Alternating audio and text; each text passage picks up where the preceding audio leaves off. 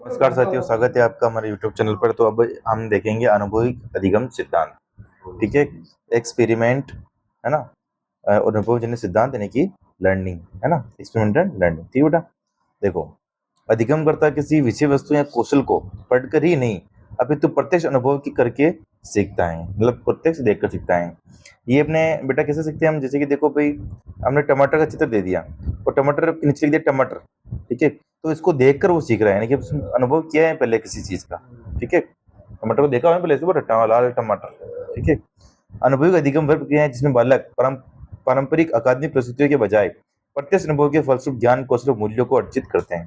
ठीक है, प्रत्यक्ष अनुभव को दिखाकर, है ना, देखकर। ठीक है, जॉन डेविड कोल रॉजर्स व डेविड कोल्ब जैसे मनोवैज्ञानिक ने अनुभव जन्य अधिगम या करके सीखने से संबंधित अधिगम सिद्धांतों का मुख्य आधार प्रस्तुत किया। अनुभविक अधिगम के सिद्धांत बेटा, इसमें एक अर्धसंतुलित स्थिति उत्पन्न की जाती है जब छात्र एक दूसरे से सीखकर व सहकारी अधिगम कर सकते हैं।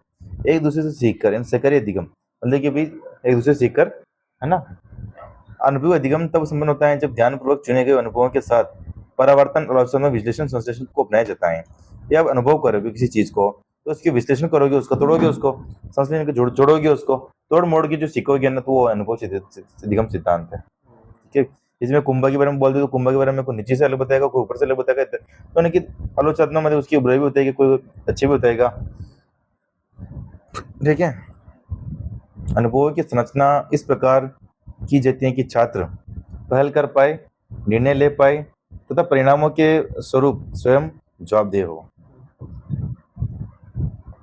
फिर देखो, अनुभविक अधिगम प्रक्रिया के दौरान छात्रों को प्रश्न पूछने, छानबीन करने, प्रयोग करने, जिज्ञासु बनने, समस्याओं का समाधान करने, जिम्मेदारी उठाने, सृजनात्मक बनने, अर्थ की सृजना करके सक्रिय रूप से सम्मिलित किया जाता है।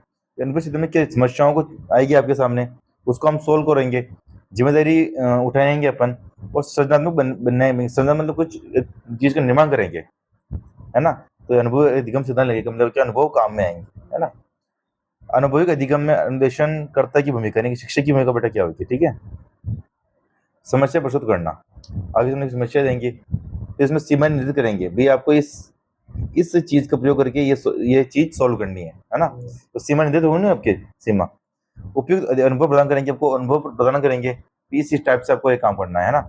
छात्रों का अपन समर्थन भी करेंगे, उसके अंदर अधिगम प्रक्रिया में सुधार करेंगे और शारीरिक और सामूहिक सुरक्षा निश्चित करेंगे। मतलब शारीरिक सुरक्षा मतलब कि भाई ऐसा काम नहीं है कि शरीर को चोट आ जाए, ये सामूहिक सुरक्षा मतलब सामूहिक उसके इमोशन को भी चोट नहीं आए, ऐसा सुनिश्चित करेंगे। ठीक है, तो अनुभव अधिगम सिद्धांत में शिक्षक की भूमिका बेटा ये थी। ठीक है बेटा, फिर देखो डेविड कोल्ब का अनुभविक अधिगम का सिद्धांत।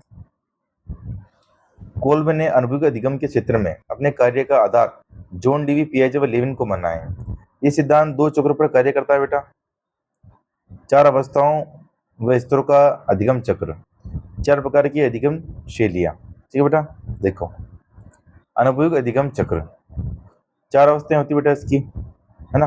मूर्त अनुभव, चिंतनशील प्रेरणा, अमूर्त अवधारणा, सक्रिय प्रयोग, यानी कि कॉन्क्रीट एक्सपीरियंस, यानी कि मूर्त अनुभव जो आप देखोगे वो सीखोगे। रिफ्लेक्टिव ऑब्जर्वेशन यानी कि चिंतनशील प्रेक्षण, यानी कि आप किसी चीज को देखकर उसको मतलब कि वो चिंतन करोगे। ठीक है, तो चिंतनशील हो गया। अमूर्त अवधारणा की एब्स्ट्रैक्ट कॉन्सेप्ट, है ना। अवधारणा मतलब कि अमूर्त मतलब कि मतलब जो दिख नहीं रहा है उसके में आप सोचोगे। जैसे कि मैं आपको बोल दूं कि ए बी से बड़ा है, सी से छोटा है, तो वो दिख नहीं रहा है तो भी आप सोच रहे हो उसके बारे में, अमूर्त हो गया। ठीक है, सक्रिय प्रयोग करके एक्टिव एक्सपेरिमेंट, अभी उसको सक्रिय प्रयोग करोगे, ठीक है, चीज के ऊपर। तो कोल्ब अधिगम को इन चारों अवस्थाओं में संपन्न होने वाली एकीकृत प्रक्रिया मानते हैं, जिसमें प्रत्येक अवस्था अगली अवस्था के लिए सहायक है।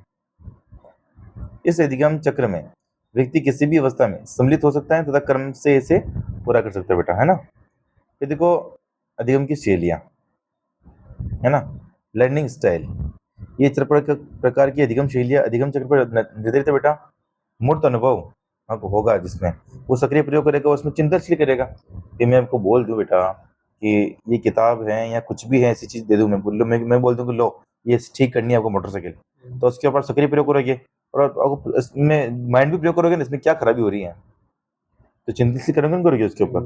ठीक है, तो समंजक पैदा होगा उसके अंदर, है ना, और अपसरी चिंतन होगा उसके अंदर। ठीक बेटा, अपसरी मतलब क्या होता है? फैला हुआ चिंतन, फैला हुआ, है ना। अभिसरी मतलब कि एक चीज के ऊपर, है ना, ठीक है। फिर देखो अमूर्त अवधारणा, इसमें अभिसरी चिंतन होगा बेटा, ठीक है, एक चीज के ऊपर ही आप सोचोगे, है ना। और इसमें आत्मसाती मतलब जो आएगा उसको आप अंदर लोगे, ठीक है। फिर देखो कोल रोजर्स का अनुभव जन्य अधिगम सिद्धांत बेटा, ठीक है। ये अमेरिका के मानवतावादी मनोवैज्ञानिक थे। अधिगम की प्रकृति के आधार पर इन्होंने दो भागों में बेटा, संज्ञानात्मक अधिगम, संज्ञानात्मक मतलब वही जिसमें माइंड का प्रयोग होगा, अनुभवजन्य अधिगम यानी अनुभव का प्रयोग होगा, ठीक है। संज्ञानात्मक अधिगम को जब किसी उपयोग में नहीं लाया जाता है तो वो अपने आप में पूरी तरह से निरर्थक है। कि आप माइंड का आपका जो अधिगम है उसको आप प्रयोग में नहीं लागू तो तरह से क्या है? निरर्थक है। अतः शब्द ज्ञान, जोड़ बगी, गुणा भाग की जानकारी, ऐतिहासिक घटनाएं आदि इस प्रकार के अधिगम है। फिर माइंड से तो है, जोड़ बगी किससे करते हो? माइंड से करते हो। गुणा भाग किससे करते हो? माइंड से करते हो, है ना। तो ये सब संज्ञानात्मक अधिगम के उदाहरण है बेटा, ठीक है। फिर देखो अनुभवजन्य अधिगम सिद्धांत में ज्ञानार्जन के साथ अनुभवों को जोड़ा जाता है। इस प्रकार के अधिगम में अर्जित ज्ञान को उपयोग में लेने का संबंध होता है। अनुभवजन्य सिद्धांत में क्या करोगे आप? अनुभव लोगे आपके, ठीक है। इसमें अधिगम करता कि अपनी व्यक्तिगत रुचि का प्रयोग पूरा समावेश किया जाता है। जो उसकी व्यक्तिगत रुचि जो भी मतलब कि होगी अधिगम करता कि वो पूरा मतलब कि उसके अंदर प्रयोग में लाया जाएगा, ठीक है। देखो मूर्त अनुभव, मूर्त अनुभव जब भी वो सामाजिक पैदा होगा, नहीं महसूस करना होगा, अब सही चीज महसूस करना होगा, देखना होगा, चिंताशील प्रेरणा होगी बेटे, है ना। देखिएगा उसमें आत्मसिद्धि करेगा फिर, ठीक है। अमूर्त अवधारणा के बीच में विशेष नंबर बता दिया है आपको, है ना। तो ये सात सिद्धांत मतलब कौन सा था आपने? ये अनुभवजन्य सिद्धांत जो कि डेविड कोल्ब, है ना, कोल रॉजर्स इन्होंने दिया बेटा, है ना। तो अब ध्यान रखना, है ना। अनुभवजन्य अधिगम सिद्धांत पूछते हैं किस किसने दिया, तो है ना, तो डेविड कोल्ब और कोल रॉजर्स, ये दोनों का नाम आया जाता है ना। जॉन डीवी का आए नहीं आए, लेकिन कोल रॉजर्स और डेविड कोल्ब का आएगा आपके, है ना। ठीक है, मिलते हैं नेक्स्ट वीडियो में। जय हिंद, जय भारत।